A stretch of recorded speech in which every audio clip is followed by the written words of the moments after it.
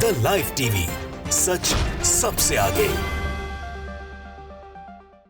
नमस्कार, मैं हूं रंजीत झा और आप देख रहे हैं द लाइव टीवी। गाजा में निर्दोष लोगों की हत्या का आरोपी इजराइल के प्रधानमंत्री बेंजामिन नेतन्याहू के खिलाफ जन आक्रोश फूट पड़ा है। इस वक्त इजराइल में प्रधानमंत्री नेतन्याहू के खिलाफ उनके ही देश के नागरिकों ने धावा बोल दिया है। पीएम आवास को घेर लिया गया है। इतना ही नहीं, पीएम आवास के बाहर जमकर आगजनी की गई है, नारेबाजी हो रही है।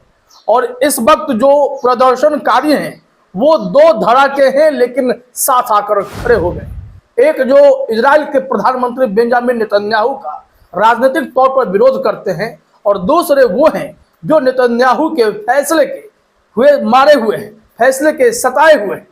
ऐसे लोग जिनके परिजन गाजा में बंधक बने हुए हैं, जिन्हें छुड़ाने के अब तक कोई प्रयास न तो इजरायली सेना की तरफ से किए गए, न ही बेंजामिन नेतन्याहू ने अपने जिद के चक्कर में इन लोगों को छुड़ाने की कोई कोशिश की है। ऐसे में हर कोई एक ही मांग लिए यहाँ प्रदर्शन कर रहा है कि अब नेतन्याहू गद्दी छोड़ो, चुनाव होने दो और नए प्रधानमंत्री को आने दो। जरा देखिए अपने स्क्रीन पर, या विजुअल तो आप देख ही रहे हैं, फिर से देखिए कि कैसे नारेबाजी हो रही है, कैसे विरोध प्रदर्शन किया जा रहा है। अब इस विजुअल को देखने के बाद कोई भी कह सकता है कि जबरदस्त आक्रोश है। हमने कल भी आपको यह रिपोर्ट दिखाई थी कि कितना गुस्सा है लोगों में, कैसे सड़कों को घेर रहे हैं, अलग अलग क्षेत्र में प्रदर्शन कर रहे हैं। इजराइल के कैपिटल तेल अवीव में भी जबरदस्त प्रदर्शन चल रहा है, और पीएम आवास का जो घेराव हुआ है उसका यह विजुअल देख सकते हैं। पुलिस के पसीने छूट रहे हैं, भीड़ इतनी आ गई है। जरा आप इसमें नारेबाजी को सुनिए, महसूस कीजिए कि यह गुस्सा कितना बड़ा रूप लेता जा रहा है।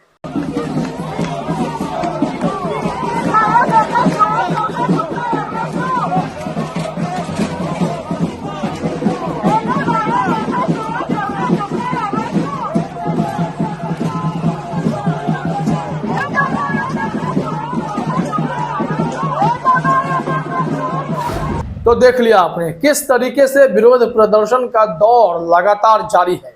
नेतन्याहू की घिघी बंध चुकी है। उन्हें पता है कि फिलिस्तीन पर हमला करके गाजा पर कब्जा पाने की जिद जो उनकी थी वो अब काफी भारी पड़ने लगी है। नेतन्याहू घर में दुबके पड़े हुए हैं क्योंकि उनकी जनता ही बगावत पर उतर आई है। नेतन्याहू को शायद इसकी आदत हो रखी है, तभी तो इतने विद्रोह, इतने बवाल के बावजूद भी वो अपनी अकड़ कम नहीं कर पा रहे हैं।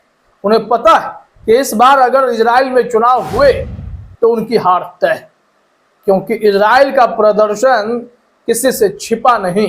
इजराइल में तो बवाल मचा ही है।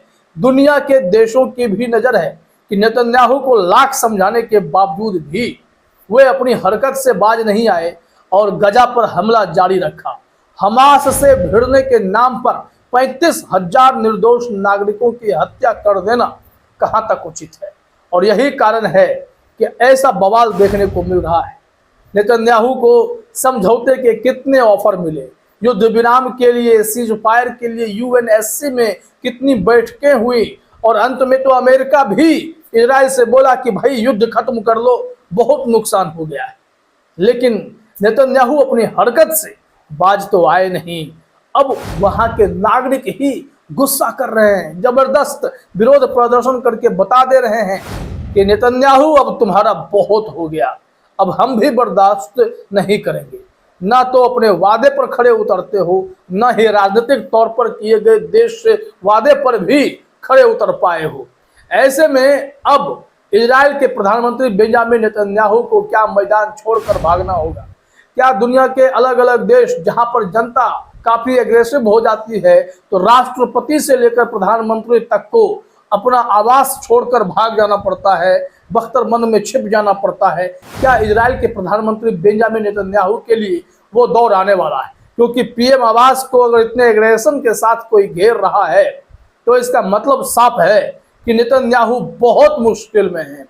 गुलाम नबी मदनी ने इस वीडियो को शेयर करते हुए लिखा भी, Israeli Jews set fire to barricades outside Netanyahu's house. Netanyahu के घर के आगे जो बैरिकेड लगाए गए थे उसमें भी वहाँ के जो नागरिक हैं, जो यहूदी हैं, उन्होंने आगजनी कर दी है, आग लगा कर रख दिया है, जिससे अब नेतन्याहू की भी हालत खराब होती दिखाई पड़ती है। उनके पार्टी के जो मंत्री रहे, जो अनर्गल बयानबाजी करते रहे कि पूरे फिलिस्तीनियों को भगा देंगे, गजा में जितने फिलिस्तीनी नागरिक हैं, गजावासी हैं, उन्हें गजा छोड़ने पर मजबूर कर देंगे, तो उन्हें चेतावनी मिली थी, कई देशों से मिली थी, अमेरिका, जर्मनी, फ्रांस, सब ने कहा था कि आप गाजा की या फिलिस्तीन की नियति तय करने वाले नहीं हो, आप जंग लड़ रहे हो, जंग लड़ो, लेकिन किसी निर्दोष की हत्या ना करो, किसी के भगाने की बात ना करो। गाजा फिलिस्तीनियों की भूमि है, उसी की रहेगी, यह पहले भी समझाया जा चुका है। लेकिन इन सब के बावजूद ये अपनी हरकतों से बाज नहीं आए हैं। तो चलिए हम आपको रिपोर्ट दिखाते हैं। दुनिया भर की वेबसाइट्स पर खबरें छप रही हैं, भारत में इंडिया टुडे हो या फिर अमेरिका से वॉशिंगटन पोस्ट हो, हर तरफ खबर ही खबर है। हेडलाइन देखिए जो वॉशिंगटन पोस्ट पर है, इजरायली बंधकों के परिवार नेतन्याहू को जाने के लिए विरोध प्रदर्शन में शामिल हुए हैं। 31 मार्च की रिपोर्ट है। यह तस्वीर के साथ आप कैप्शन भी देख सकते हैं। यहाँ लिखा गया है, हजारों प्रदर्शनकारियों ने गाजा में बंधकों की रिहाई और तेल अवीव में इजरायली प्रधानमंत्री बेंजामिन नेतन्याहू और उनकी सरकार के खिलाफ आह्वान किया। अब बताइए कि यह गुस्सा जायज नहीं है क्या? यहाँ लिखा हुआ है, तेल अवीव, रविवार को लगातार दूसरी रात हजारों की संख्या में प्रदर्शनकारी इजराइल की सड़कों पर उतरे और उन्होंने तत्काल चुनाव की मांग की और सरकार से गाजा में हमास द्वारा अभी भी बंधक बनाए गए 100 से अधिक बंधकों की रिहाई के लिए तत्काल बातचीत करने की मांग की है। अब बताइए कि सैकड़ों बंधक है वहां पर, 100 से अधिक, इन लोगों को रिहा करने की कोशिश भी नेतन्याहू नहीं की। अब इन पर पॉलिटिकल दबाव और नागरिकों का दबाव दोनों पड़ने लगा है और प्रदर्शन का सिलसिला तो लगातार जारी है। बीते दिन भी खबरें आई और अभी भी यह प्रदर्शन अनवरत जारी है।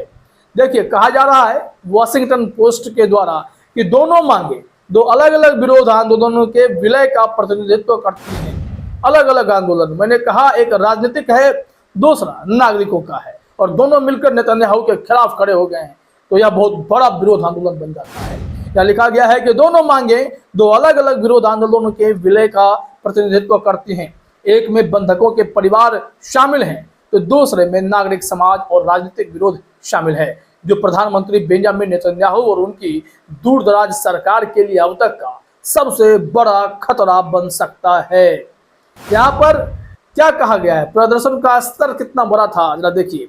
रविवार को प्रदर्शनकारी तेल अवीव में होस्टेज स्क्वायर प्लाजा से यरूशलेम में संसद की ओर बढ़े, इजरायली झंडे लहराए और देश के सबसे लंबे समय तक सेवा करने वाले नेता को हटाने के नारे लगाए। इमारत के अंदर से नेतन्याहू ने प्राइम टाइम संबोधन में अपने आलोचकों को संबोधित भी किया। लेकिन अब क्या हो, जब नेतन्याहू ने अपने घमंड और जिद में सब कुछ तबाह कर लिया है। अब देखिए, वो जब देखे कि माहौल बिगड़ चुका है तो उन्होंने क्या कहा, यहाँ पर लिखा हुआ है, बंधकों के परिवारों का दर्द मेरा दिल तोड़ देता है, मुझे लगता है कि यह हम सभी का दिल तोड़ देता है। उन्होंने कहा, जो कोई भी कहता है कि मैं अपने बंधकों को वापस लाने के लिए कुछ नहीं कर रहा हूं, वह गलत है और दूसरों को गुमराह कर रहा है। उन्होंने कहा, अभी युद्ध के चरम पर, जीत से एक क्षण पहले चुनाव का आह्वान इजराइल को कम से कम आधे साल के लिए पंगु बना देगा और इसे मनाने वाला पहला व्यक्ति हमास होगा। अब बताइए कि ये फिर लोगों को गुमराह कर रहे हैं और खुद कह रहे हैं कि लोग जो है जनता को कोई गुमराह कर रहा है नेतन्याहू के खिलाफ। लेकिन सच्चाई यह है कि नेतन्याहू घबराए हुए हैं और घर से दुबक कर संबोधन करके बताने की कोशिश कर रहे हैं कि मैं जो कर रहा हूँ ठीक कर रहा हूँ, मैं छुड़ा लूंगा। कब लोगों के सब्र का बांध टूट गया तब। देखिए क्या होता है आगे। फिलहाल इस वीडियो में इतना ही। आप सभी का हमसे जुड़ने के लिए बहुत बहुत धन्यवाद। द लाइव टीवी, सच सबसे आगे।